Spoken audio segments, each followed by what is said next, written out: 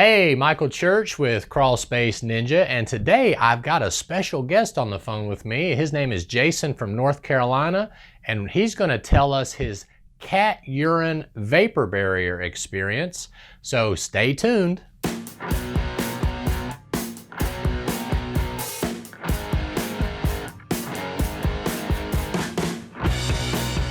Jason, are you there?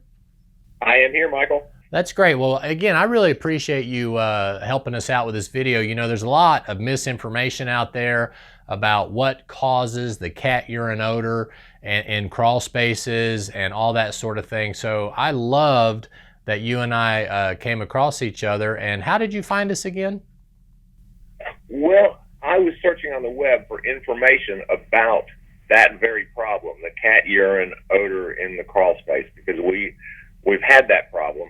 We had it for a while after we had our crawl space encapsulated. And then I was working with a friend who was going to have his crawl space encapsulated, and he was asking me about my experience. And so he did a little bit of research on the web, sent me some articles, and he sent me a link to your site, which I found very interesting.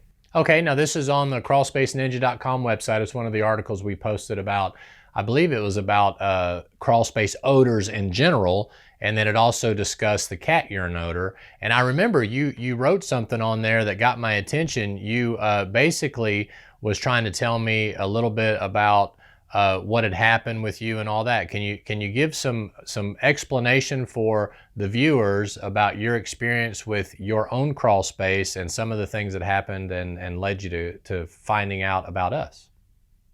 Absolutely. So this was about 5 years ago, and I live in a very old house. It was built in the 1850s, and it was originally probably built on rock piers, but in the 1970s had a new foundation made. So it had a pretty standard brick and block crawl space with a dirt floor and insulation and a foundation fence. And so because the floor is not really very well insulated, I decided I wanted to have the crawl space encapsulated. I called a local company, which is a very, very highly recommended company.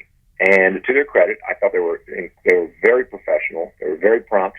They did their work very, very well. But in the process of installing the vapor barrier, so they had finished cleaning out the crawl space and preparing it for the insulation and insulating the foundation wall.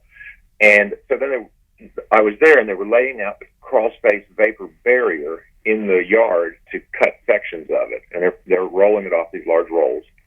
And as soon as I walked up close to it, I noticed it had a very strong odor, really very pronounced odor.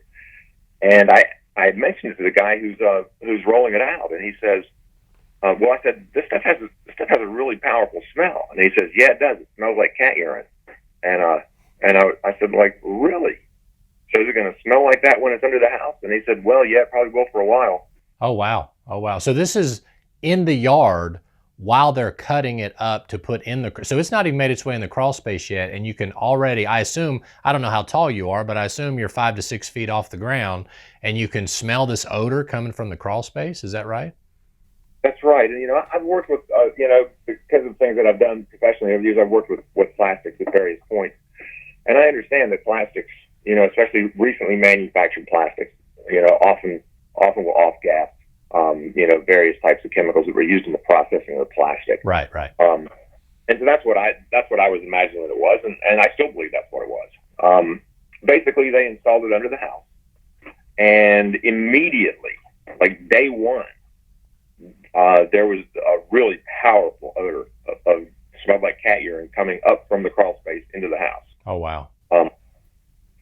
And, we lived with it for a while. It didn't seem like it was going to go away after a couple of months. And I have to give the guys, the company, credit on the one hand, because they stayed with me about it. They made 3 or 4 further visits, sending people out to look at the situation.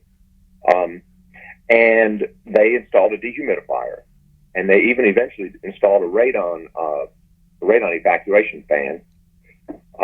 But at no point could I ever get them to address what I saw as the initial issue. They kept trying to tell me that the problem was caused not by the vapor barrier itself, but some situation under the house. Too much moisture, which there wasn't, it's dry as dust under there. Okay. Or that the vapor was coming up from underneath the vapor barrier. Like a soil gas coming up. But just for those that don't know, the radon mitigation system, if I can elaborate a little bit, that was one that they put under the vapor barrier. And did they snake a pipe through and then have it to a radon fan? Is that correct? That's exactly right. So it was actually pulling soil gases out before it had a chance to even dissipate into the crawl space. So if it was a soil gas problem, as some articles read out there on the website, then that should have taken care of that cat urine odor. Would that be correct? That's exactly right, and that was their contention. And they also were of the opinion that there was too much moisture, so they actually installed a dehumidifier at their own expense. Oh, wow. That was not, it sounds like they're trying to do everything they can to help you out, but ultimately not taking care of the root cause of the problem. Now, one of the things I didn't ask you is what kind of vapor barrier? Was this a solid vapor barrier or plastic, or was there something else to it? This was I believe it was a 20 mil multi-layer. It's white on the inside, blue on the underside, and it's fiber reinforced. Okay, so it is a reinforced vapor barrier that you had that issue with. So. Yeah, that's exactly right. Okay. But the one thing that I could never, I could never really get them to understand was that I was there the day they were installing it, and as I said, it smelled really powerfully right as they took it off the roll in the yard before it ever went under the house. Wow. And that tells me pretty clearly that that's what it is. That it was the vapor barrier itself creating the odor, not some other problem. Well, and if I remember from a conversation I had with you before, you had another crawl space encapsulated with a solid plastic or a solid vapor barrier. Is that correct? That's correct. We had an addition put on our house 2 years ago, and it also was built with a crawl space. And we again chose to have that crawl space because the new construction chose to have it encapsulated, so everything under the house would be encapsulated. The two areas have very little air interchange, really only through one old foundation vent. The company I hired a different company to do this encapsulation, and they used a different vapor barrier, which was about an 18 to 20 mil. It looks to me like single ply white material. Okay. It's not reinforced, and has absolutely no odor.